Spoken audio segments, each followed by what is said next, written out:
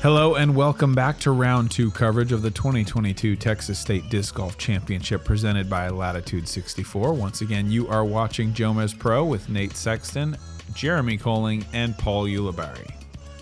And on that front nine, boy, do we have some highlights from Calvin Heimburg putting together some insane shots in those last 4 holes to go into a big lead.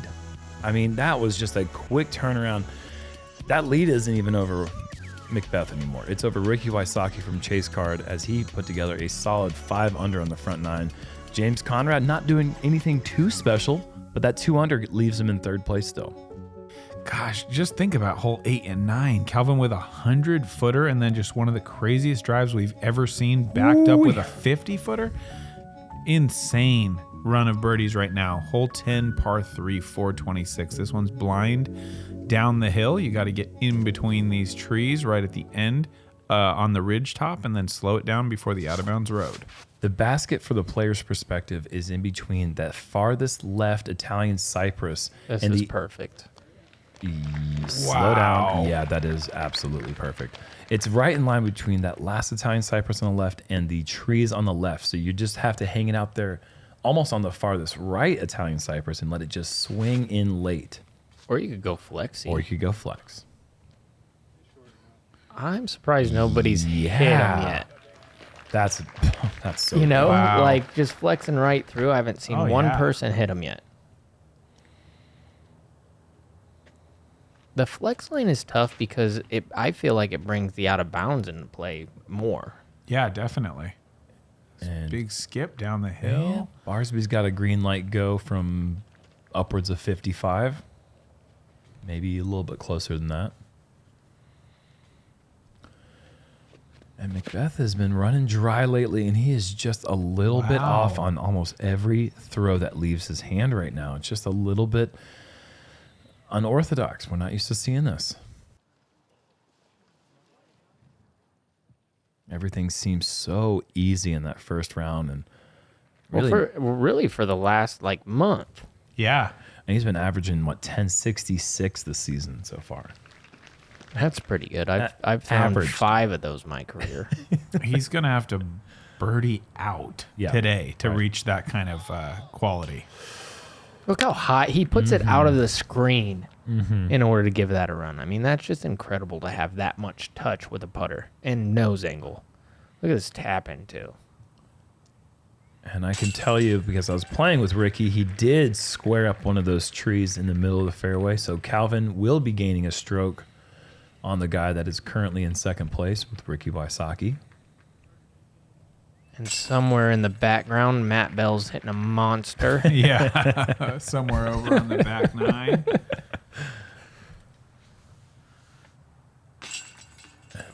Get in there. Squeaky too. Ooh. Wow. No green in the last 9. 3 over for McBeth in that stretch. Barsby's having a nice round. 2 under, but bogey free. That's something you can work with. It really is, because you're just kind of chilling and you're getting into a part of the course where you can start racking up the birdies if you throw some quality shots. Par 3 on hole 11, 485. It's going to be nothing but a hyzer for some of these guys. I think Barsby might need to put a little flex on it. Yeah, I think the hyzer, that tree on the right side, is just barely close enough to being in the way that I wonder if they will go that hyzer, or if even the guys that can get there with all hyzer are going to put flex on it as well. I mean, this is his hyzer disc, really. Yeah. It's like a moderate hyzer, a little bit of hyzer. Yeah, it's not a big swinger. It's a kind of a flat to finish. Yeah, that might Obstructed. end. I mean, it depends on how far left he got. He's going to have a putt, some kind of putt, but it could be pretty tricky. Little flex in there. I think this looks pretty good. Let's Get just to its gotta get the edge. sand skip. Here it comes. The sand skip. Wow. It's so wild how the next guy in your group could throw a shot that looks just like that, and it just goes bloop. And this is one of the trickier tee pads too. You can see behind there the sand just kind of falls down and makes the tee pad a little bit slippery. This is just Yeah, great. go. I mean, that's Go. that's that's everything for Barsby, really. A little hyzer flip, and then the late turn and the drift. That was as good as he could throw it. Quality on quality.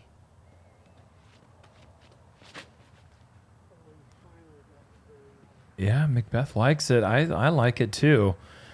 Can it go? It doesn't. It's that time that gives you the other perspective there, where it just hits a little bit heavy on the sand. He's going to have to go to a straddle here because of that tree. Those branches, low ceiling.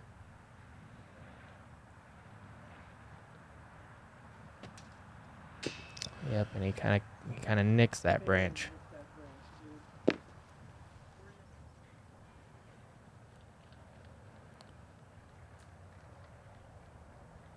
And this back nine is like a Barsby back nine, I feel like. A lot of sidearm up shots.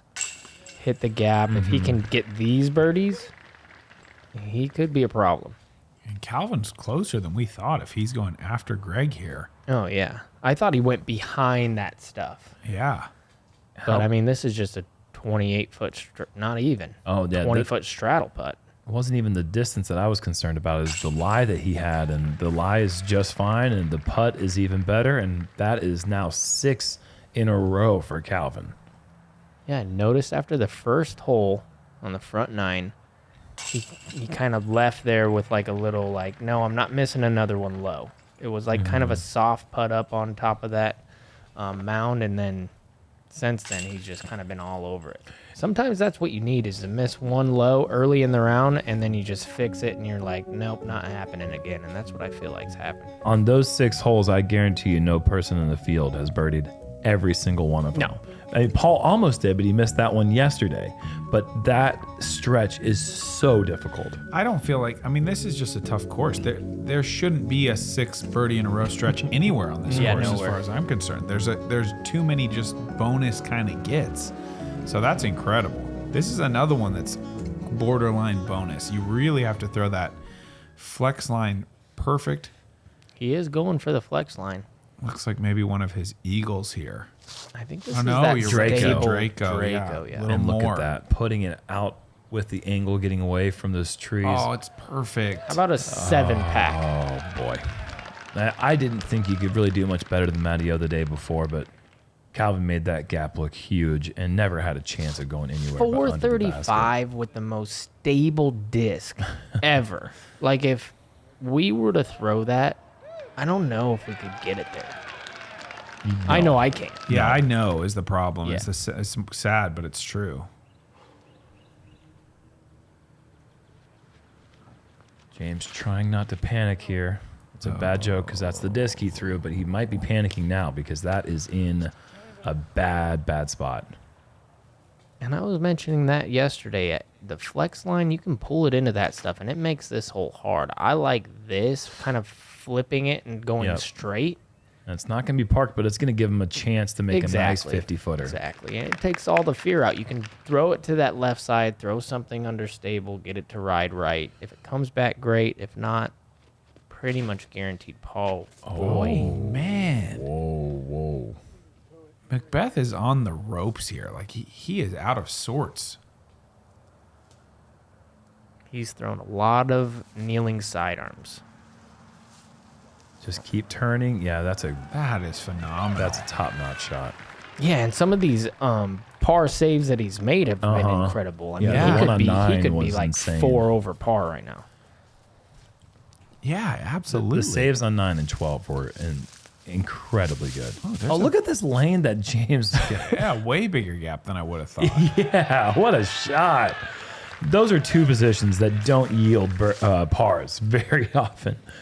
But a very fortunate break for James to find the gap, but a lot of skill there to hit it and choose the right disc to get up there skip. Barsby's going to make one of these soon, I feel like. Just a long, high stall bomb. But first he's going to make this one. Okay. Ooh, right side, hanging on.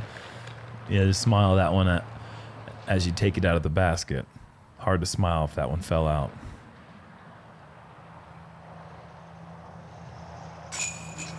I mean, great saves. Yep. Just great saves. And then a just base job from Calvin.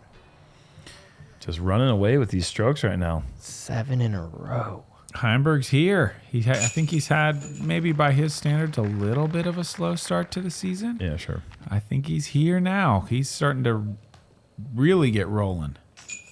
And when his putt's dropping, as we've seen so far, minus the one blip on hole 1, his putt's dropping right now. And from all range. And when that's happening, he's never not throwing the disc amazing. The way that he throws, it's just that I can't remember a poor throwing effort from him. He's just always in the fairway. But man, when he's making the putt too, 7 birdies in a row. 7 in a row. Should take it to 8 on hole 13, one of the easiest holes on the course. That sand pit is where you want to land if you throw a great drive, but you'll take 50 past it. Sure. That's blasted. I wonder if Garrett's going over. I bet he is. With the wind that we had today, the low ceiling seemed a little bit more difficult than in other days. Tristan Tanner went over in my group. Yeah. Looked great. We had a couple of guys, actually 3 people in our group were going over, and I felt that was maybe more popular today than other days. Okay. Really nice controlled shot from Greg. And these were the ones I was thinking of when I thought that Barsby was just going to eat them up. The 2 up the hill par 4s, yeah. And Paul needs a birdie in a bad way. That's a good start. Tough footing from there, but other than that, yeah, distance is not a problem. Paul's so good at the standstill forehand, even out to 350 feet. But this one is really nose up. That is surprising. Wow. Look at the scorecard at the bottom. Paul has not birdied since hole 1. Since hole 1. When is the last time you could say that? I mean, Paul doesn't play phenomenal every time we see him, but he puts down birdies no matter what's going on. Yeah, Birdieville, man. It started with Paul McBeth. Greg with good touch above that hill. I like the forehand coming into this hill, even with the left to right, because there's grass below the basket that will stop the disc even if it starts to roll only about 22 feet away. This looks a little bit wide. No, not at all. Very good. Yep. 8 in a row. Wow. Bullseye. I'm impressed, but hole 14 is a birdie train killer. Yes. Absolutely. Like, it is just so hard. Mm-hmm. If he gets that, then he's going to get 10 in a row. astronomical level. Yeah. Then he's going to get 10 in a row because he's going to get the next one up the hill. Oh, little right side. Okay. Some hooligans are cheering for the result that James did not want. Maybe they didn't see it go in or not go in.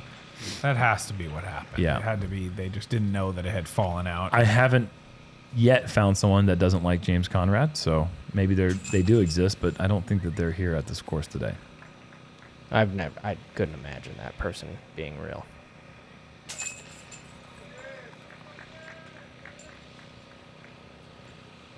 Barsby with the bullseye birdie, and James tapping out his par, frustrating, but he's still putting together a solid round himself, minus that one bogey early. He's doing pretty well. Here is that tricky 14th Paul was talking about. Blind to the players, going sharply downhill. That one oak tree on the right is the real problem. You got to get under it, over it, through it. This is left, I believe.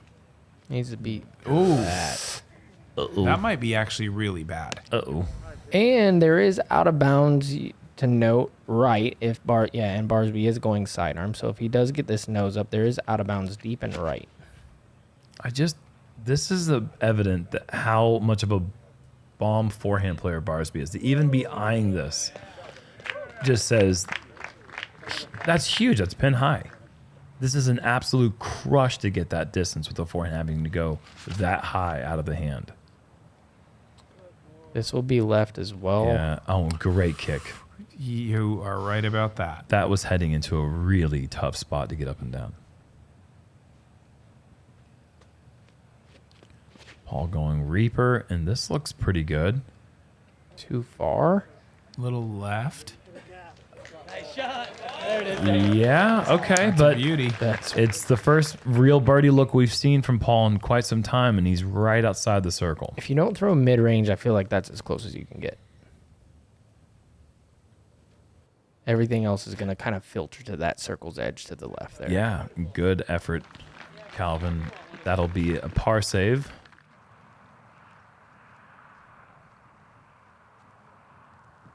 And this is really far.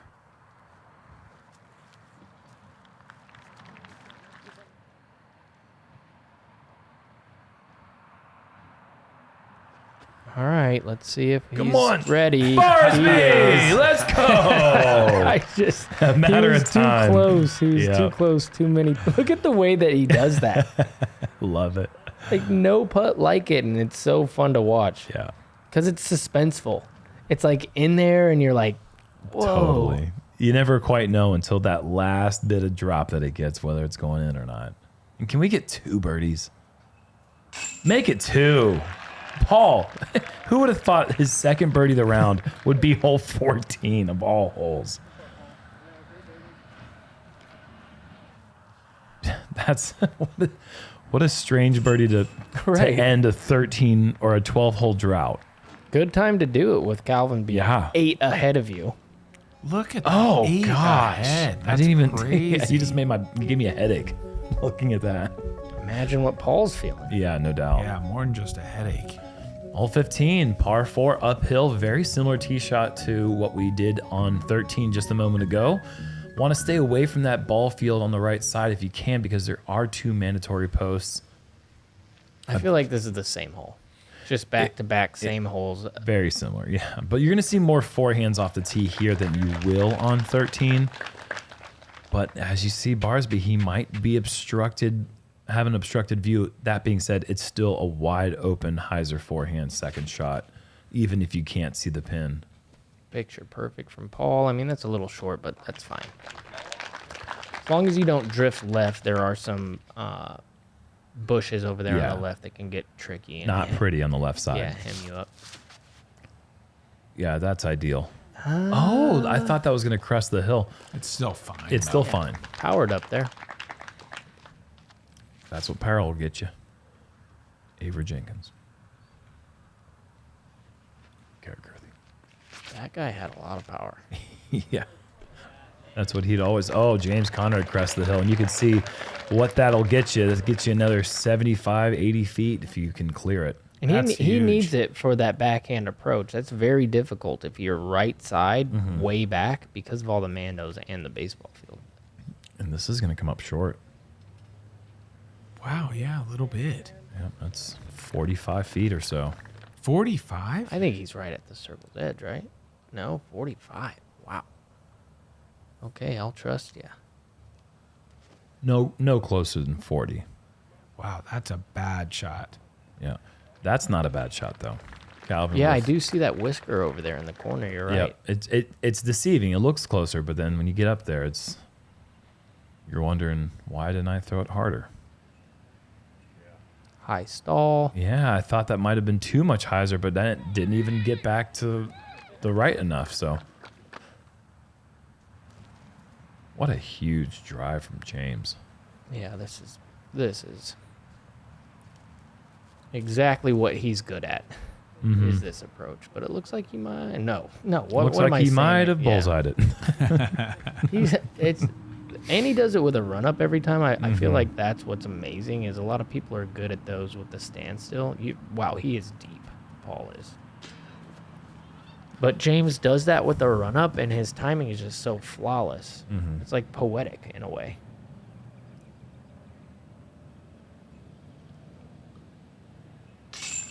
Barsby up and in.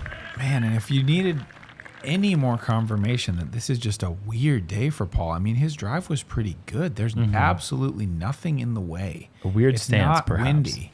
was a weird stance. He was kind of at the crest of the hill. Golly, the back foot was lower than the front foot, but yeah, I mean that's just trying to find something. Yeah, that's generous. Yeah. Even to say that that's a weird stance, a little bit.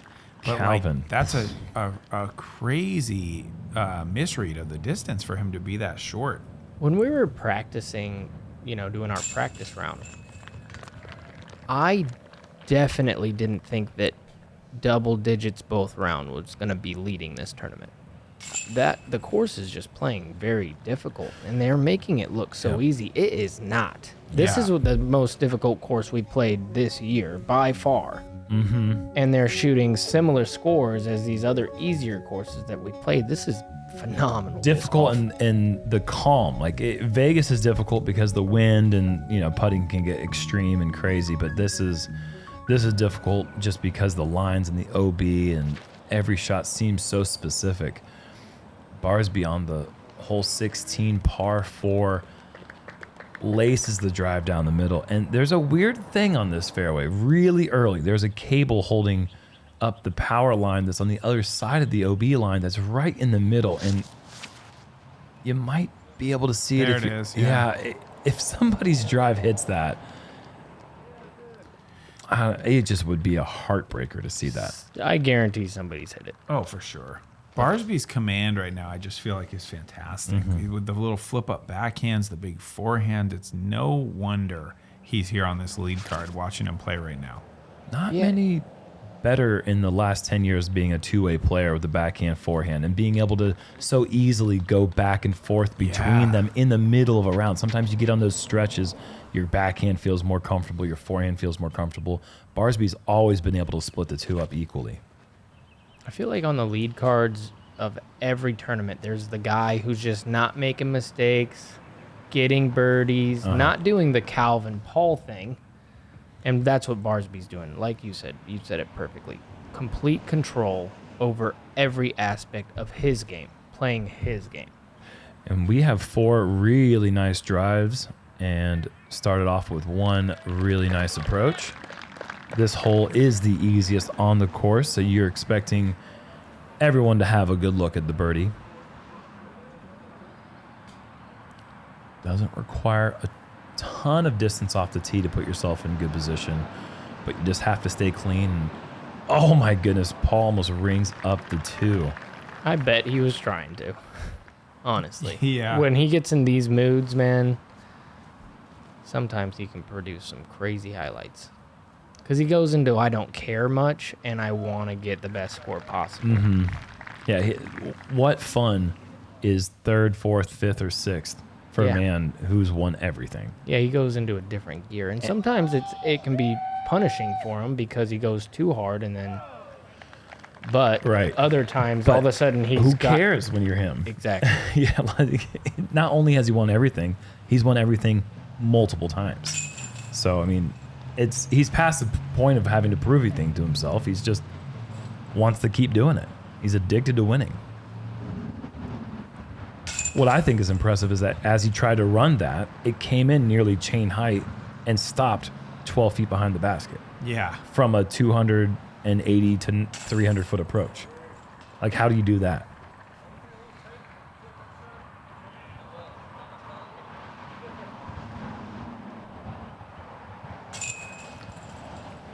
No surprise there with I believe our first star frame of the day.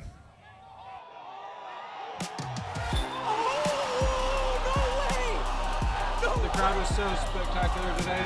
Just the energy from you all was just amazing.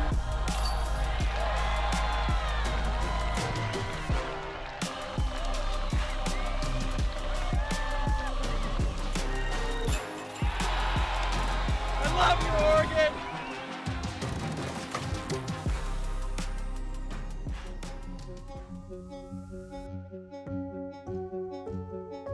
Looking at hole 17, par 4, 912 feet. OB down the right side and the left side, although it is pretty generous on the left. Players need to get past this tree in the middle that we're flying past right now, I think, to have a real legitimate chance at what is a very rare birdie. Second hardest hole on the course here, 4.5 average, really. low wind conditions, a hole averaging a half stroke over par really shows you how difficult it is. Uh-oh. Yeah, this is moving right. Needs either some help or some hyzer, and it got help. Tough par from there. He's going to have to cover a lot of distance on this next shot. Calvin. So glad I'm not Calvin Heimburg's disc when he throws it. I would love to be his I'd disc. just be a constant headache.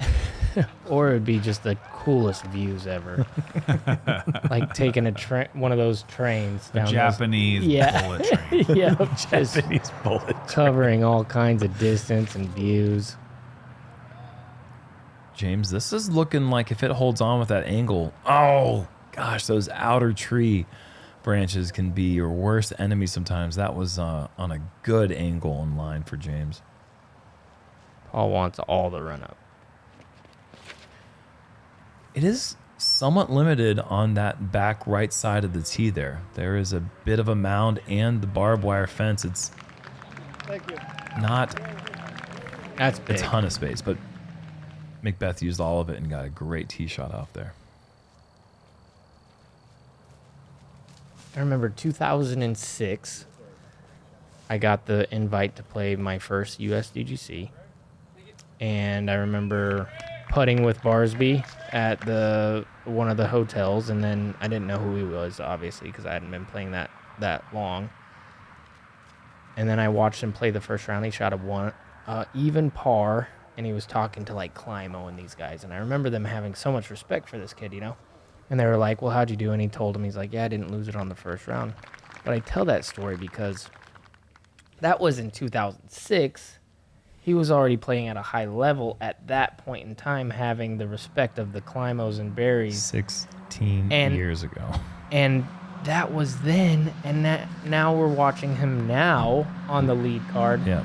I mean, that is just a phenomenal career that spans such a long... That's before Paul. Calvin wasn't even a thought. Like, that's just impressive to me. I had to get that out there. That was when Gannon was born. That was the year Gannon Burr was born. Oh, no.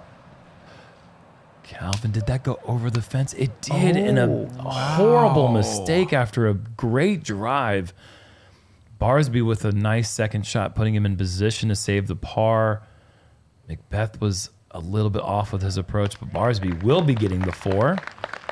And Calvin is looking like he's going to be dropping a stroke. But I just felt like needed to put that into perspective for That's a our good story. Yeah, for our viewers, you know. Yeah, he's a veteran. Super vet. I mean, I don't know anyone that's been playing longer besides maybe Garrett Gerthy. That's on tour right now. Sure.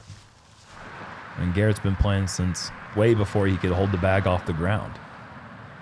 I think Greg, similar. Paul with a good effort, but just a low bid for the 4th or 5th time today from range.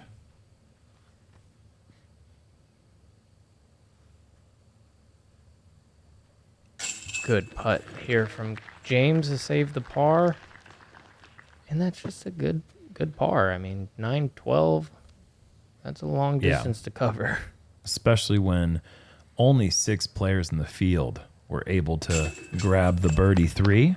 I do feel like this today was the best scoring conditions, especially late in the round. I felt like the winds really died down and allowed for the players to really get as much out of this course as they could. And it wasn't the worst win as far as the holes are concerned either.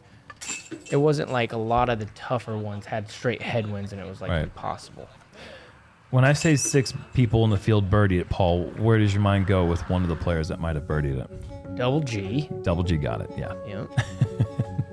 That's all I wanted to cover. I played with Tristan Tanner, who put it 40 feet past the tree that McBeth was under. Oh, yeah, that's just insane. an incredible drive. He is a crusher. And we are on to hole 18. You see the landing zone, but that huge left to right hill makes it very difficult if you don't get a huge drive. If you don't land near the street, your second shot will be incredibly tricky. That is a bad lie. It looked like he glued himself to that tree. Fortunately, he does have a good standstill forehand flex shot, which is what he's going to need if he wants to get up to the pin in 2. You say Tristan went past that tree. I could then ask which way, sidearm or backhand. Right. Yeah. Right. Which is crazy. They're both very much within his range. That's great. Perfect drive for James. I've been surprised with the way that this hole plays for the upshot.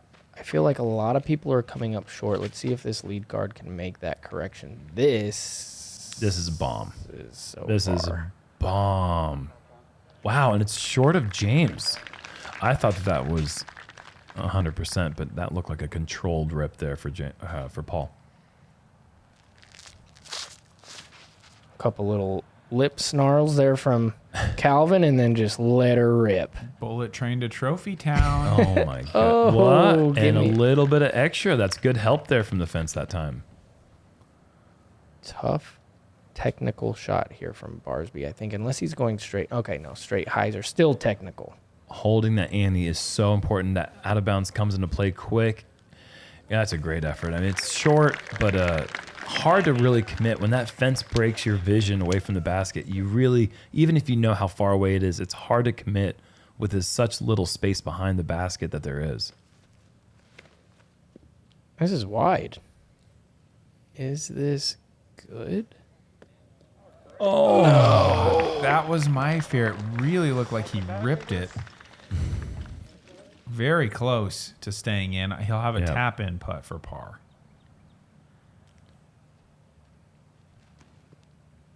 Wow. Turning this hole into a technical approach is James Conrad coming up well short, though. Paul's going to remain at 12 under, where he started. I would have bet my life savings that would not be the case. Yeah, absolutely. Can I still take that bet? He's going to finish the day with 3 birdies. I can't imagine there's ever been another time that he's birdied 3 or less holes. Calvin just laid down the pain this round. Yeah, he did. This needs to sit, and it does. Great round from Greg. Yeah, bogey free. And back 9, he put together 4 birdies, 5 and 6 holes. And after that solid first round, he pads his stats a bit, and 16 under is really good average for 2 rounds out here. That's going to remain on lead card, I would guess. It should. That will. Yeah, that's going to be doing fine. 2 bogeys for Calvin. And he's still 21 under. And he shot 11 under on the day. I mean, McBeth's 12 under was clean, and it was impressive. And Calvin had 2 bogeys and was 1 back of that round. I mean, that's just a lot of green. Electric.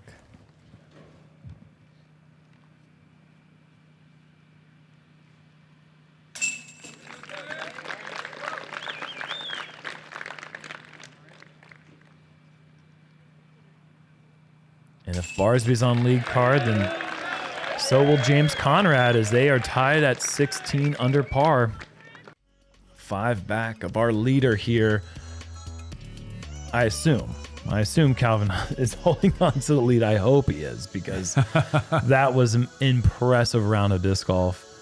Started off with a hot end of the front 9 and continued it through the back 9, and he will be the leader with Ricky Wysocki undefeated at the Texas. The king of the Texas State Championships. He is 2 back. That is going to be an incredible battle, as we have Greg Barsby, James Conrad rounding out the card. And you know who's going to be watching? These folks right here. Mel Nicholson, Sid for sure, Alcock?